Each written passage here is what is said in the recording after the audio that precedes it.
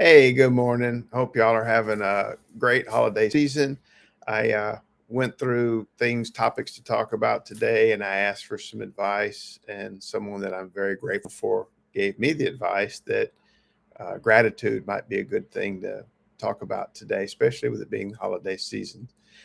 So I would like to take you down a little journey of things that I've noticed through the years and ideas and ask yourself, what does having a sense of gratitude do for you, and why do people tend to sometimes have less attachment to that gratitude sense and more of an attachment to needs and wants and then even in the more formal sense, avarice and greed? Why would society encourage people to be like this?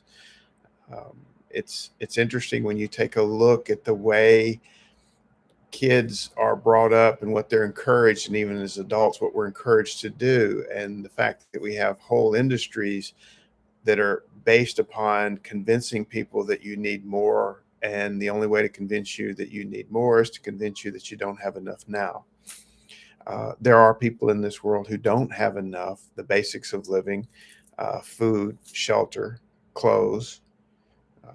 Those kinds of things can really put a sort of a cramp on trying to find at least a modern level of being able to sustain yourself, to get along, to move on to different things and work on yourself. It's just a daily struggle to survive in some cases.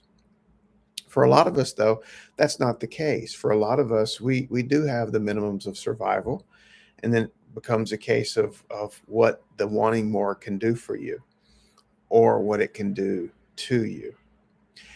I used to work for a company, and they trained all of their managers in the basic idea that you should never pay anybody what they're worth. Because the minute you do that, the person quits becoming hungry for more. And they did not want people to be satisfied with what they had. They always wanted people to be reaching for just a little bit more. That way they would work harder in their mind. That was their idea. And that you always teased them, that you held the carrot out in front of them and you made them push for more and more, which to me is a sad way of handling things. It assumes that nobody works for the sake of enjoying what they do, for the sense of accomplishment of it, that everything is based on a greed principle and you have to keep people wanting and greedy. Whole economies are based upon that idea that how much the economy sells, that's how valuable the economy is, instead of placing value on what the lives of the citizens within that either that country or that community are, how happy they are, how good their life is, how well they're getting along, all of the things that make for better people as far as being able to help each other and make a better community and a better life for everybody. It's based upon this system of getting more, and then encouraging people to go out and seek to get more constantly, more, more, more. Um, on the flip side, what does having a sense of gratitude do for you? And I like the idea that when you think about the word itself, and every now and then I go back and I like to look up word origins. And the interesting part about this is pleasing and thankful. Now, there's a part of that it don't mention to me, which is the idea of focus. And I think gratitude has a lot to do with focus and being able to focus on what in particular you are grateful for. Because the things that you can be grateful for are there regardless of whether you notice them or not. It's kind of like when you're in a situation, the thing you focus on seems to bring it out more and more. If you burn your hand on the stove and you focus, and I've talked about this before, how changing your focus can help you get through painful situations or better enjoy other ones, that you're focusing on the pain makes it seem to be that much more intense, and you attach so much more emotion to it. And then by changing your focus to something, and then a lot of times we change it onto what we don't have, and then we focus on what we think we want or what will bring us happiness, or we focus on things that we see other people are enjoying and we want that for ourselves, then our focus becomes a case of making us hone in on the not have. And that sense of not having then creates a sense of emptiness in ourselves, a sense of emptiness in our hearts, in our being, that we're not complete, that we're missing something. Instead of going back and focusing on what you do have. And if you think about it, a lot of times it's a situational thing. I was sitting here thinking this morning about there's a lot of noise going on around me. And if I let it, I could get frustrated real quick going, gee, I can't tape this video. There's so much noise. I wish the noise would stop. And then I caught myself and I thought, whoa, would I really want to have that much silence in my life? In other words, why can't I be grateful for just having the ability to hear?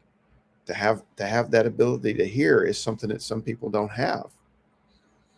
And the noises that you hear around you are a way of letting you know that you do hear and you do have something to be grateful for. So then shaping my gratitude to where, okay, I'm actually thankful that I can hear those things, then that sort of balances out this irritation at having the things themselves that I may say I don't want. In fact, here's the problem with life. It's full of things that you may or may not want or don't want. And a lot of it has to do with your perspective and how you see things. Um, if you're cooking something to eat and you slightly burn your toast, you can be angry that your toast is burnt, or you can be grateful that you even have toast to eat and that you have the ability to scrape off the part of the toast that you don't want to eat and put it outside for the birds to eat. And then you can eat what is left. Your sense of focus is what enhances your gratitude. And that's why a lot of times they tell you to have a gratitude list of things you're grateful for. I encourage people to go a step forward in that. And actually, when you're making out your gratitude list to help remind you every day what you're grateful for, the things in your life that you see that are upsetting, that bother you, take a minute and ask yourself, why are they so upsetting? Notice how I talked to you about the noise and how in that I can find something to be grateful for, the fact that I can hear. The fact that things change. A lot of times we attach so much suffering when things change instead of being grateful for change. Think about it. If things did not change, then all those things you say you want could never be obtained because after all, things won't change. Or are we putting things into a situation where we only want change that we want and we don't want any change that we don't think will benefit us? And that creates more problems in your life. And you begin to focus again on these things that you feel you cannot control. And you become attached to things that you cannot stop from changing and you want them to be a certain way. So, again, redirect your attention to find the places in your life that you can have gratitude. Find the things in your world that you can be grateful for.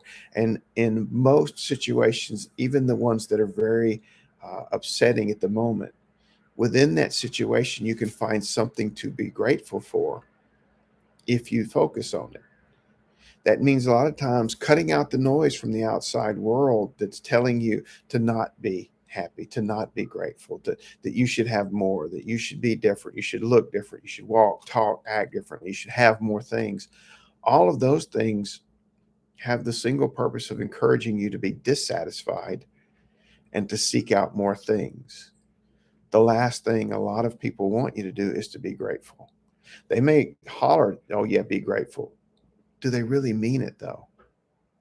Because when you're really grateful, then a lot of the painful things in your life, you'll realize that they're only painful because you're focusing on them and you're only focusing from a certain perspective. So work on your gratitude list. And I encourage you to take some time today to think about things in your life that may upset you. Take one item that upsets you and then actually break it apart for a minute and ask, is there something within that you can be grateful for? And is there something in there that is a good thing? Odds are you can find things to be grateful for. And as you do that, you'll notice that there are more and more things in your life that you can be grateful for, that you can focus on, your life as a whole will start to change, and you will start to feel better. You will start to smile more, and you'll start to realize there are a lot of things in your life to be grateful for. So, this holiday season, I encourage you to take the time to figure out all of those things that you're grateful for and to spend the moment writing them down, going through, focusing on those, and realizing how much good there is in your life. I hope you have a great and happy holiday and a blessed and happy new year. Namaste.